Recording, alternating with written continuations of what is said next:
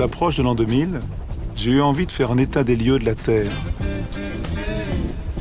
Alors l'idée n'était pas de photographier toute la Terre, d'aller partout. L'idée était de trouver des endroits symboliques, emblématiques, qui soient extrêmement graphiques, extrêmement beaux, afin d'expliquer les problèmes de la Terre.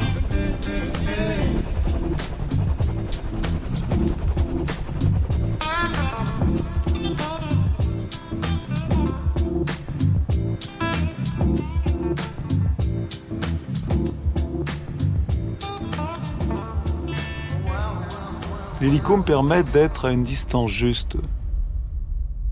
Quand on fait ces photographies aériennes, on doit se battre pour trouver la belle image.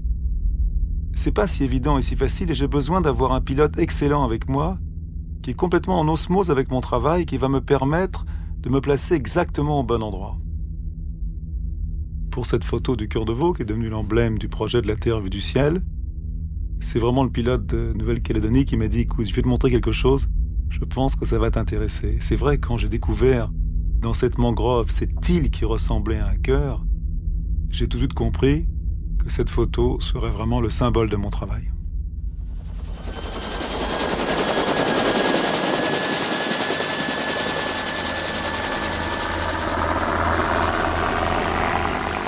La photo aérienne, c'est très compliqué. Tu as 4 choses très importantes que tu dois résoudre en permanence. La première, c'est d'avoir l'autorisation de vol, car énormément d'endroits sont interdits de vol, ou du moins demandent d'autorisation particulière. Après, il faut trouver les moyens pour voler, car il y a beaucoup de pays où il n'y a pas d'hélicoptère, et donc souvent, il faut amener l'hélicoptère. Après, il faut avoir une très bonne météo, car comme on photographie de très loin, on doit avoir une très bonne visibilité. Et puis après, il faut trouver les moyens, l'argent pour le faire. Ok, we can go. You finish, yeah? Yeah, I'm finished. Oui, puis Petra, c'est pas mal. Je vais me préparer un film, là. Ah merde, du sang, ça, j'ai oublié. Pardon? Film de l'histoire. Ok. Un film, pourquoi? Slowly, Captain. Quand tu arrives devant ton objectif, que tu sais que tu vas faire une grande photo, comme ici à Petra, tu sais que c'est un endroit magique, j'ai compris que là, il y avait une grande photo. Et c'est vrai qu'à partir de ce moment-là, je vais rester peut-être pendant 1 heure, jusqu'au moment où le pilote me dit « Attends, il faut y aller parce qu'il n'y a plus de kérosène, parce que la nuit va tomber ».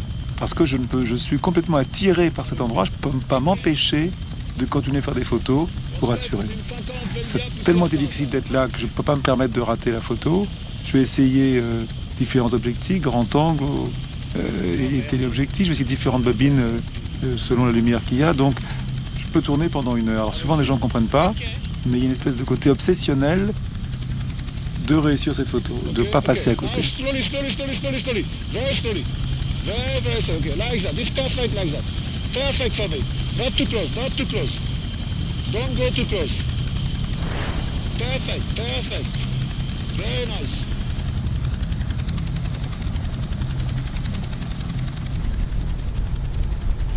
De faire une photo de Mitterrand ou d'aller photographier les pyramides, c'est pas toujours uniquement pour faire la photo, c'est aussi pour vivre cet instant magique où toi, tu es en l'air à faire cette photo, malgré ce côté technique qui te prend un peu la tête et qui t'empêche peut-être souvent d'en profiter, mais au moins tu es là pour le vivre cet instant. Et d'être photographe, c'est aussi de vivre pleinement ces instants. À partir du moment où tu ne vis pas pleinement ces instants, il faut arrêter, tu vas devenir mauvais. Tu ne seras plus un bon photographe. Ah ouais, mais elle est vachement belle celle-là, elle est magnifique. Bien, hein? Ah ouais, elle est belle, elle est très belle. J'adore ces cartes. Parce que j'aime les cartes, mais j'adore ça. Ok, Annie. Ça, c'est magnifique. Ça. Quand tu vas dans un pays que tu connais pas bien et qui n'a pas été... Il y a très peu de photographies aériennes qui existent. Tu peux pas aller partout, donc faut que tu es à la recherche des endroits intéressants. Donc en fin de compte, tu cherches des cartes. Là, on va dans le service cartographique au Caire. Les cartes sont magnifiques. Et je suis complètement subjugué par la beauté de ces cartes. Tu vois, ce qui est formidable et que moi je trouve extraordinaire, c'est vraiment cette saignée verte, mais qui est très tu vois, elle est très marquée. Et en fin de compte, ce qui est très rigolo, c'est que tu la vois sur la carte comme ça, mais en même temps, vu du ciel, c'est aussi marqué. Et ça, c'est inouï, tu vois. C'est ça, c'est... Ok. Ok, all Egypt, ok.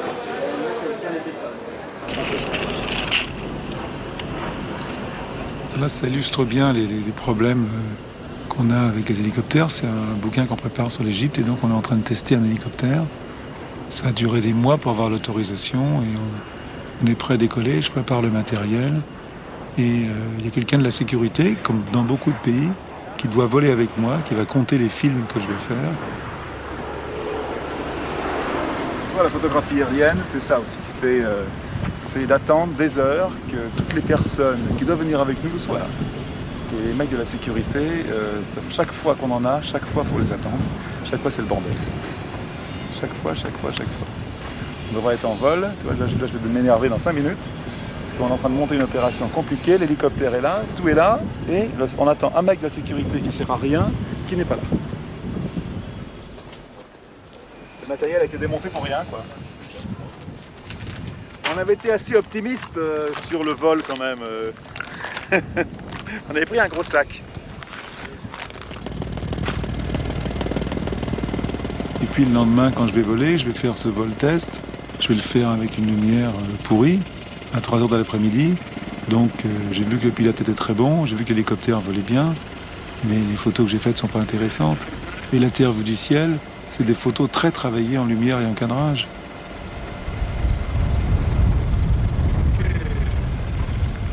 La lumière est beaucoup trop dure, c'est vraiment pas intéressant de filmer. On va faire encore un tour que Hugo va. La lumière est beaucoup trop dure, elle ne montre pas du tout, elle ne sent pas le relief des pyramides où la lumière est blanche.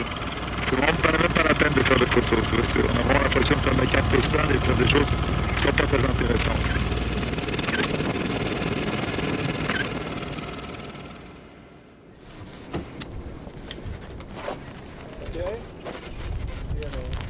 Et puis quand il n'y a pas d'hélicoptère, eh bien on va voler un avion. Ça, c'est un Cessna qui appartient à une ONG locale qui emmène des médicaments dans les villages au Tchad. Et je me sers de cet avion pour faire des photos. On est un peu loin alors, on est un peu pas assez vertical, tu vois. Très gentiment, ils acceptent que je les accompagne sur une de leurs missions. Prends la film, c'est on va refaire au 200, c'est bien, c'est joli ça. On va refaire au 200 mm, on va passer encore un coup. Tu fasses exactement pareil, hein, c'est bon. Ok, tu fasses pareil, voilà. L'avion, c'est beaucoup plus difficile. Véritablement, on vole les images, on va très vite. Quelquefois, on a des très bonnes surprises.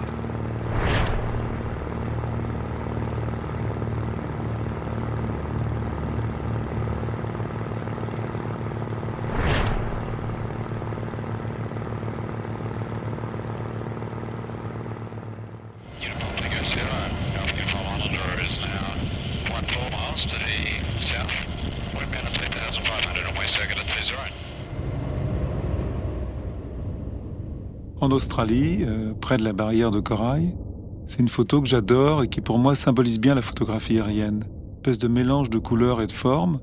Tu as les taches noires qui sont des nuages, tu as la mer bleu ciel, tu as l'eau douce qui arrive de la mer qui est verte avec les algues, tu as le sable blanc de la barrière de corail.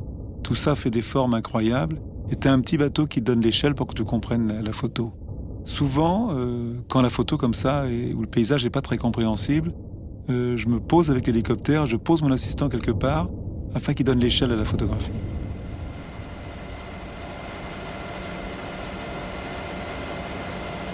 La Terre vue du ciel, c'est bien sûr un travail d'équipe. Il y a les gens du bureau qui préparent les reportages, et puis surtout, il y a les assistants sur place.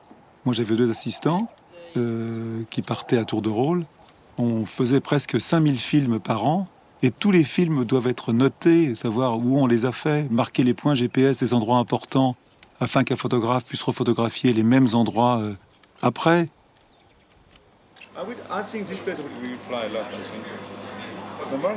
Là, je suis en train de regarder les cartes météo car j'ai un gros problème de météo. Ça fait 2 jours que je suis bloqué et j'essaye de voir comment le temps va évoluer, savoir de quel côté de l'Australie on va partir. Alors avec les cartes satellites, on essaye de comprendre de quel sens vont aller les nuages.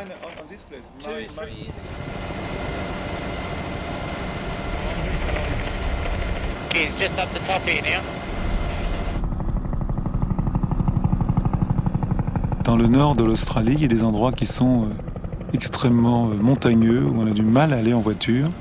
Et les Australiens ont découvert que l'hélicoptère était un moyen fantastique pour rabattre les animaux. Turn to the left, turn to the left. Left, left, left, left. Oh, that's about all I can do without knocking them off. Yes, mate, thanks very much. No, the guy said you can't because they're too agitated. They're cattle. Yeah, but Maybe we land and you speak to the station manager. Tu penses toujours à l'image que tu peux réaliser, que tu peux faire. Et je trouvais que quand tu voulais parler de l'élevage et du bétail en Australie, c'était une photo fantastique de parler de l'hélicoptère au-dessus des vaches. Donc j'étais un peu déçu d'être arrivé trop tard et la lumière commence à monter un peu fort. Et je suis un peu déçu de pas d'avoir raté ma photo. Donc je demande de refaire la même chose pour moi.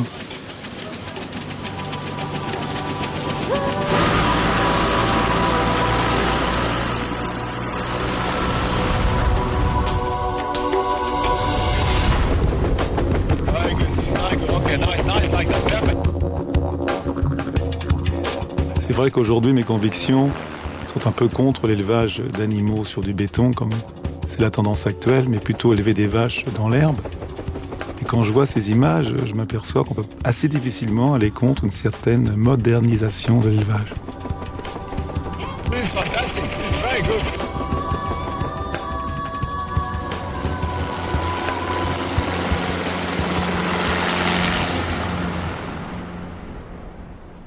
L'homme marche sur la Terre depuis 6 millions d'années. C'est seulement depuis une cinquantaine d'années que l'homme est capable de détruire son environnement. Il ne va pas détruire la Terre parce que la Terre va continuer à tourner, mais il détruit son environnement et donc il se met en danger.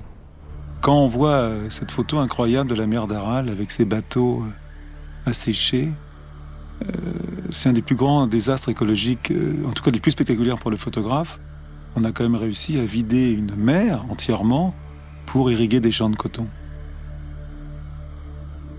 Cette photo de Tchernobyl, de la ville des ouvriers, est une photo assez quelconque, qui n'a pas un gros intérêt. Mais quand on s'aperçoit que cette ville a été vidée de ses habitants, et ça on le voit que par la légende, cette photo prend une importance formidable. Et d'où l'importance très forte des légendes qui sont accrochées à côté de mes photos.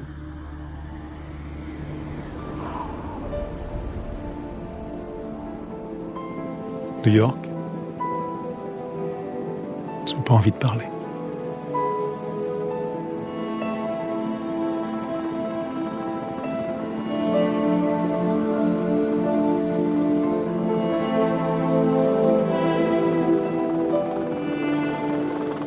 Vraiment, cette ville a complètement changé.